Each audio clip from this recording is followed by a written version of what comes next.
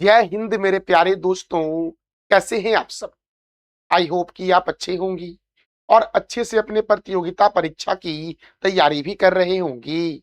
तो आज है 30 नवंबर 2025 और आज के जितने भी महत्वपूर्ण करंट अफेयर्स होंगी और उससे संबंधित स्टैटिक जीके होंगे, वो सभी हम इस वीडियो में डिस्कस करेंगे। तो आइए शुरू करते हैं आज का महत्वपूर्ण करंट अफेयर्स मेरे प्यारे लाल एवं लालियों। आज का हमारा पहला प्रश्न है, अंतरराष्ट्रीय जगुआर दिवस कब मनाया जाता है? इंटरनेशनल जगुआर डे कब मनाया जाता है? तो बोलोगे सर यह दिवस 29 नवंबर को मनाया जाता है। इसका आंसर हो जाएगा डी नंबर वाला, डी फॉर दिल वाले दुल्हनिया ले जाएंगे। तो अंतरराष्ट्रीय जगुआर दिवस कब मनाया जाता है? 29 नवंबर को। देखो, अब तक नवंबर महीने में कौन कौन से महत्वपूर्ण दिवस मनाए गए हैं। तो विश्व शाकाहारी दिवस 1 नवंबर, विश्व जेलीफिश दिवस 3 नवंबर, अंतरराष्ट्रीय बायोस्फीयर रिजर्व दिवस 3 नवंबर, विश्व सुनामी जागरूकता दिवस 5 नवंबर, राष्ट्रीय कैंसर जागरूकता दिवस 7 नवंबर, विश्व रेडियोग्राफी दिवस 8 नवंबर को मनाया जाता है। राष्ट्रीय विधिक सेवा दिवस 9 नवंबर, विश्व विज्ञान दिवस 10 नवंबर, राष्ट्रीय शिक्षा दिवस 11 नवंबर, भारतीय पक्षी दिवस 12 नवंबर, विश्व निमोनिया दिवस 12 नवंबर और विश्व दयालुता दिवस जो है वो 13 नवंबर को मनाया जाता है। विश्व मधुमेह दिवस 14 नवंबर, राष्ट्रीय प्रेस दिवस 16 नवंबर, राष्ट्रीय मृगी दिवस 17 नवंबर, अंतर्राष्ट्रीय छात्र दिवस 17 नवंबर, विश्व शौचालय दिवस 19 नवंबर को मनाया जाता है। विश्व टेलीविजन दिवस 21 नवंबर, राष्ट्रीय काजू दिवस 23 नवंबर को और महिलाओं के विरुद्ध हिंसा के उन्मूलन के लिए अंतर्राष्ट्रीय दिवस 25 नवंबर को मनाया जाता है। नेशनल मिल्क डे 26 नवंबर और राष्ट्रीय संविधान दिवस 26 नवंबर को मनाया जाता है। अगला प्रश्न मेरे प्यारे बच्चों है, भारत ने अपनी नौसेना में नया P-17A अश्लिथ अश्लिथ फ्रीगेट किस नाम से शामिल किया है? भारत ने अपनी नौसेना में नया P-17A अश्लिथ फ्रीगेट किस नाम से शामिल किया है? तो बोलोगे तारागिरी के नाम से शामिल किया है। तारागिरी के नाम से शामिल किया गया है और यह मुंबई में भारतीय नौसेना को सौंपा गया है। तो भारतीय नौसेना मेरे प्यारे बच्चों, याद रखना मेरे प्यारे बच्चों कि देखो, भारतीय नौसेना के अध्यक्ष जो हैं वो दिनेश कुमार त्रिपाठी हैं और भारतीय नौसेना दिवस 4 दिसंबर को मनाया जाता है। चीफ ऑफ डिफेंस स्टाफ कौन है? बोलोगे अनिल चौहान। थल सेना अध्यक्ष कौन है? बोलोगे उपेंद्र द्विवेदी हैं। आईटीबीपी की स्थापना 1962 में हुई और सेंट्रल इंडस्ट्रियल सेक्रेटरी फोर्स की स्थापना 1969 में हुई। देखो, वायुसेना दिवस कब मनाया जाता है? तो क्या बोलोगी कि सर वायुसेना दिवस 8 अक्टूबर को मनाया जाता है, क्योंकि वायुसेना की स्थापना 8 अक्टूबर 1932 को हुई थी। तीनों सेना का मुख्यालय नई दिल्ली में है। वायुसेना का आदर्श वाक्य नभ अस्पृश्य दीप्तम है और वायुसेना के प्रथम अध्यक्ष एयर मार्शल सुब्रतो मुखर्जी थे और वर्तमान में वायुसेना अध्यक्ष अमरप्रीत सिंह हैं। वायुसेना अध्यक्ष अमरप्रीत सिंह, नौसेना अध्यक्ष दिनेश कुमार त्रिपाठी, थल सेना अध्यक्ष उपेंद्र द्विवेदी और सीडीएस कौन है? तो अनिल चौहान है। आईटीबीपी की स्थापना 1962 में हुई और सीआईएसएफ की स्थापना 1969 में हुई। ये दोनों का मुख्यालय भी नई दिल्ली में है। राष्ट्रीय प्रवाल भित्ति अनुसंधान संस्थान कहाँ स्थापित किया जाएगा? तो अंडमान में स्थापित किया जाएगा। राष्ट्रीय प्रवाल भित्ति अनुसंधान संस्थान मेरे प्यारे बच्चों कहाँ स्थापित किया जाएगा? अंडमान में। तो अंडमान निकोबार की राजधानी जो है वो पोर्ट ब्लेयर है। अंडमान निकोबार की राजधानी पोर्ट ब्लेयर का नया नाम श्री विजयपुरम कर दिया गया है। अंडमान निकोबार में 572 द्वीप है, केवल निकोबार में 19 द्वीप है। अंडमान निकोबार बंगाल की खाड़ी में स्थित है और अंडमान निकोबार में जो सेलुलर जेल है वो अंडमान द्वीप पर स्थित है। वीर सावरकर अंतरराष्ट्रीय हवाई अड्डा अंडमान निकोबार में। लैंडफॉल द्वीप जो है वो अंडमान निकोबार के सबसे उत्तर में है। अंडमान निकोबार की उत्तरी में जो प्रमुख चोटी है तो उत्तरी अंडमान का सबसे ऊंचा चोटी संडल पिक है। ग्रेट निकोबार का माउंट लुथियर है। मध्य अंडमान का सबसे ऊंचा चोटी माउंट डिओबली है और माउंट हैरियट जो है वो दक्षिण अंडमान का सबसे ऊंचा चोटी है। देखो, अंडमान निकोबार की प्रमुख जनजाति का नाम है जराबा, सैम्पेन, सेंटिनलीज। कोको स्टेट जो है वो लैंडफॉल द्वीप को कोको द्वीप से अलग करती है। रॉस द्वीप जो है वो सुभाष चंद्र बोस द्वीप का सुभाष चंद्र बोस द्वीप जो है वो रॉस द्वीप का नया नाम है, अर्थात रॉस द्वीप का नाम बदल दिया गया और सुभाष चंद्र बोस द्वीप कर दिया गया।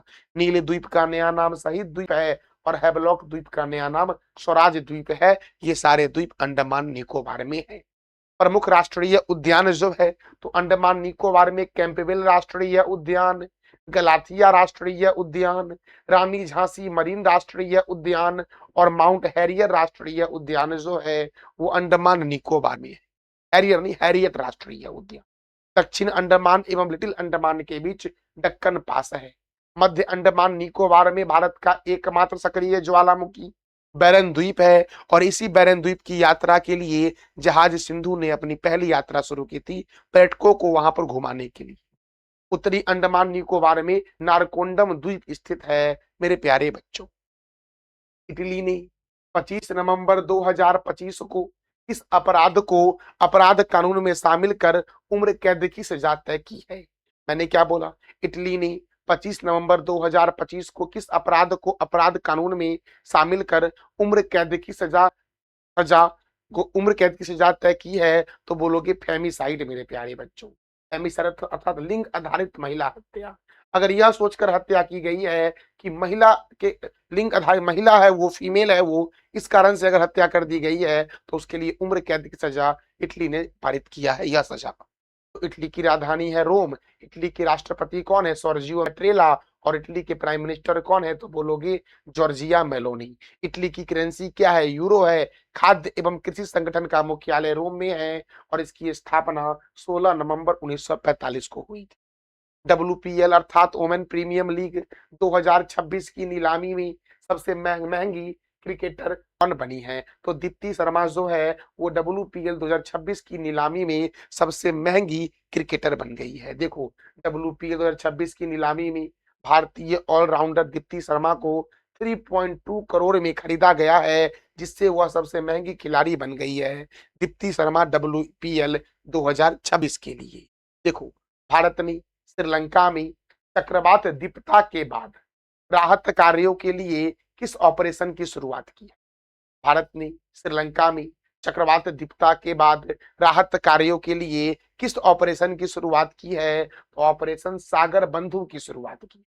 देखो INS विक्रांत और INS उदयगिरी श्रीलंका में राहत सामग्री पहुंचाया है और देखो भारत ने श्रीलंका के चक्रवात दीप्ता के बाद राहत कार्यों के लिए ऑपरेशन सागर बंधु की शुरुआत की है। ध्यान रखना। श्रीलंका की लेजिस्लेटिव राजधानी है श्री जयवर्धनपुरम कुट्टी। श्रीलंका की एग्जीक्यूटिव और जुडिशियल राजधानी है कोलंबो। श्रीलंका के राष्ट्रपति हैं अरुणा कुमार दिसानायके और श्रीलंका के प्रधानमंत्री हैं हरनी अमरसूर्या। श्रीलंका की करेंसी क्या है? तो श्रीलंकन रूपी है मेरे प्यारे दोस्त। अब हम देखते हैं विभिन्न देशों के संसद के नाम को। तो याद रखना नेपाल के संसद का नाम क्या है? राष्ट्रीय पंचायत। मिस्र के संसद का नाम है पीपुल्स असेंबली। बांग्लादेश के संसद का नाम है जातीय संसद। मलेशिया के संसद का नाम क्या है? तो बोलोगे दीवान निगारा। अफगानिस्तान का है सोरा। ताइवान का है युआन। इजराइल के संसद का नाम क्या है? नेसेट। और जापान के संसद का नाम क्या है? तो बोलोगे डाइट है। रूस के संसद का नाम ड्यूमा है। स्पेन का कोट्स है। ब्रिटेन का पार्लियामेंट है और मेरे प्यारे बच्चों कनाडा के भी संसद का नाम क्या है? तो बोलोगे पार्लियामेंट। जर्मनी का बुंडस्टैग है। मंगोलिया का खुरल है। ईरान का मजलिस है और ईरान के साथ साथ मालदीव के संसद का नाम भी मजलिस ही है मेरे प्यारे बच्चों। डेनमार्क के संसद का नाम फॉलकेटिंग है। कनाडा का क्या है? पार्लियामेंट। स्वीडन का है रिक्सडॉग। नॉर्वे के संसद का नाम है स्टोटिंग। भूटान का है तो सोंगडू और पोलैंड के संसद का नाम क्या है? तो बोलोगे सर सोजिम है। जापान का डाइट है। मजलिस जो है वो ईरान का भी है और मालदीव का भी है, ये ध्यान रखना। ईरान और मालदीव के संसद का नाम क्या है? तो बोलोगे मजलिस है, ध्यान रखना। ईरान और किस देश की? बोलोगे सर ईरान और मालदीव के संसद का नाम है। मिस्र का क्या है? People's assembly. ब्रिटेन का और कनाडा के संसद का नाम क्या है? पार्लियामेंट। तो आप बताओ कमेंट बॉक्स में कि तोसोंगडू किस देश के पार्लियामेंट यानी कि संसद का नाम है। मंगल ग्रह पर किस भारतीय भूवैज्ञानिक के नाम पर एक नया क्रेटर को नामित किया गया है? तो बोलोगे एम.एस. कृष्णन के नाम पर मंगल ग्रह पर एक क्रेटर का नाम रखा गया है। तो आंसर क्या हो जाएगा? बी नंबर वाला। बी फॉर बेबी को बेस पसंद है। अब मंगल ग्रह जो है वो सूर्य से दूरी में चौथे स्थान पर है। सूर्य के सबसे पास है बुध, बुध के बाद कौन है? शुक्र, शुक्र के बाद है पृथ्वी और पृथ्वी के बाद कौन है? तो मंगल है, याद रखना। सूर्य के सबसे करीब ग्रह कौन सा है? तो बुध, बुध के बाद कौन है? तो बोलोगे शुक्र, शुक्र के बाद कौन है? तो बोलोगे पृथ्वी, पृथ्वी के बाद कौन है? तो बोलोगे मंगल है। कौन है? मंगल। मंगल के बाद कौन है? तो बोलोगे बृहस्पति है। कौन सा ग्रह है? बृहस्पति। बृहस्पति के बाद रिंग वाला ग्रह है शनि, और शनि के बाद अरुण है, और अरुण के बाद जो ग्रह है वो वरुण है, ये ध्यान रखना। तो आकार के अनुसार सातवां ग्रह है यह, अर्थात सौरमंडल का दूसरा सबसे छोटा ग्रह जो है वो कौन है? तो मंगल है। सौरमंडल का सबसे बड़ा ग्रह जो है वो कौन है? बृहस्पति। उसके बाद कौन है? शनि। उसके बाद कौन है? अरुण। उसके बाद कौन है? तो वरुण है मेरे प्यारे बच्चों। उसके बाद पृथ्वी है, उसके बाद शुक्र है, उसके बाद मंगल है, उसके बाद बुध है। अर्थात अगर मैं पूछूं कि बताओ घटते क्रम में ग्रहों के आकार से, आकार के अनुसार ग्रहों को व्यवस्थित करें, तो सबसे पहले क्या बोलोगे कि सर बृहस्पति जो है ना वो सौरमंडल का सबसे बड़ा ग्रह है। बृहस्पति के बाद बच्चों बोलोगे शनि, शनि के बाद बोलोगे मेरे प्यारे बच्चों अरुण, अरुण के बाद बोलोगे वरुण जो है ना ये सौरमंडल का चौथा सबसे बड़ा ग्रह है। और वरुण के बाद आप बोलोगे पृथ्वी। क्या बोलोगे? पृथ्वी। पृथ्वी के बाद बोलोगे आप शुक्र, शुक्र के बाद बोलोगे मंगल, और मंगल के बाद बोलोगे बुध मेरे प्यारे बच्चों। अर्थात सौरमंडल का सातवां सबसे बड़ा ग्रह जो है वो मंगल है। सौरमंडल का सबसे बड़ा ग्रह बृहस्पति, दूसरा बड़ा शनि, तीसरा बड़ा अरुण, चौथा बड़ा वरुण, पांचवा बड़ा पृथ्वी, छठा बड़ा शुक्र, सातवां बड़ा मंगल, और आठवां ग्रह जो है बड़ा में वो बुध है। सबसे छोटा ग्रह कौन सा होगा? बुध मेरे प्यारे बच्चों।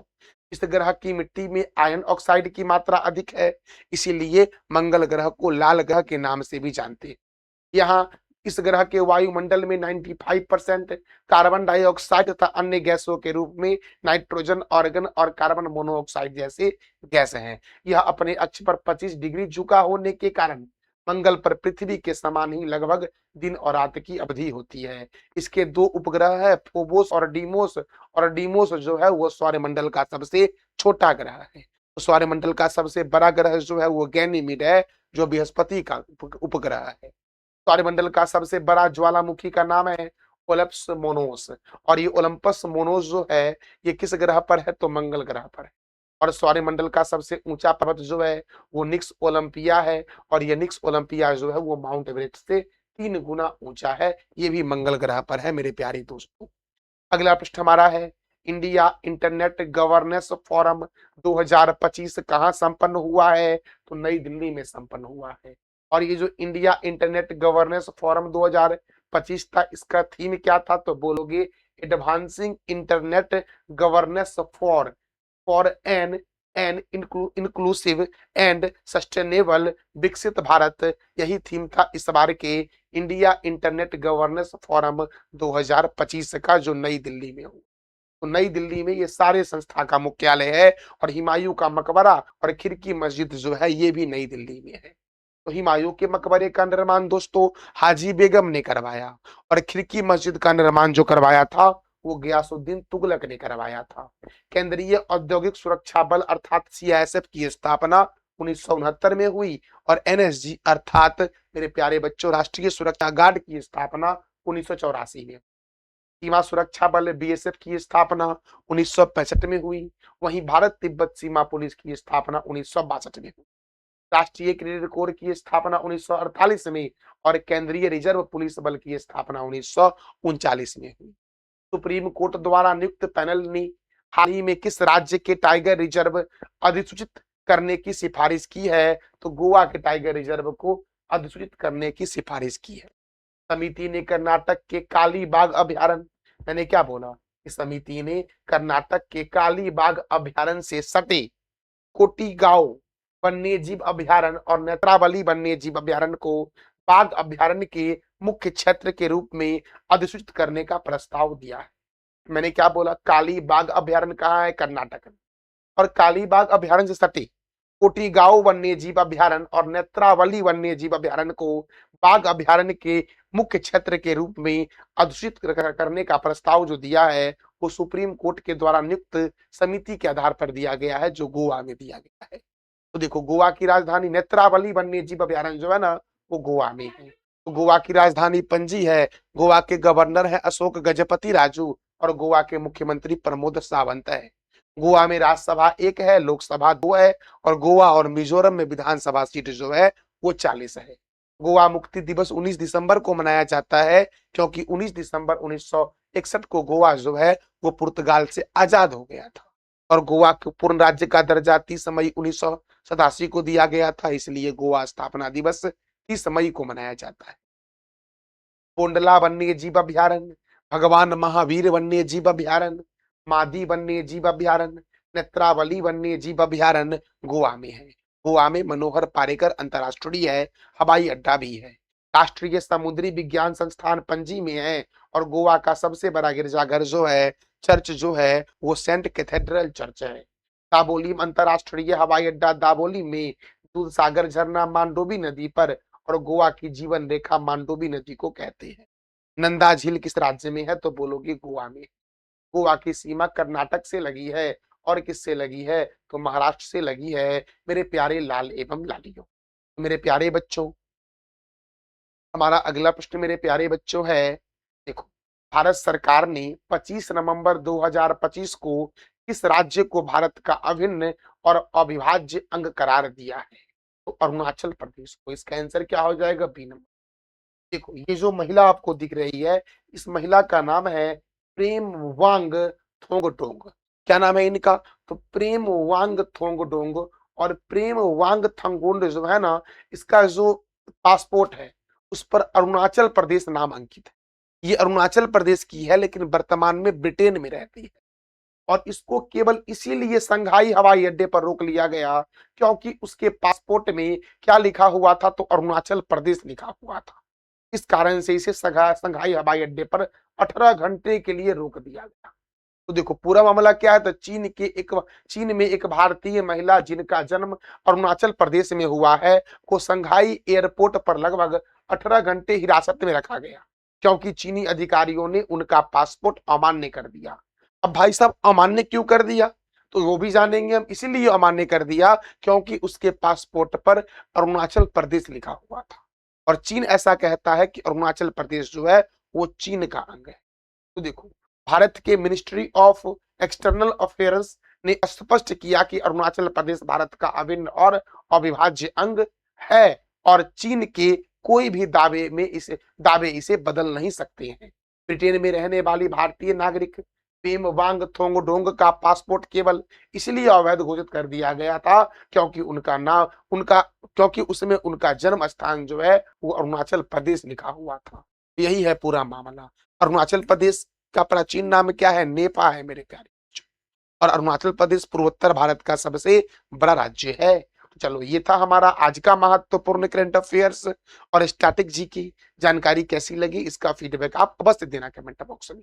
अब आज का 3 प्रश्न आपको बताना है कमेंट बॉक्स में कि किस तत्व की अधिकता के कारण मंगल ग्रह को लाल ग्रह कहते हैं, किस देश के संसद का नाम मजलिस है और WPL 2026 की नीलामी में सबसे महंगी क्रिकेटर कौन बनी है। इस तीनों प्रश्नों का जवाब देना है आपको कमेंट बॉक्स में। तो ये जानकारी कैसी लगी आपको, इसका फीडबैक आप अवश्य देना कमेंट बॉक्स में। और हाँ मेरे प्यारे बच्चों, इस वीडियो का PDF आपको टेलीग्राम पर मिलेगा जिसका लिंक वीडियो के डिस्क्रिप्शन बॉक्स में है। थैंक यू सो मच मेरे प्यारे लाल एवं लालियों।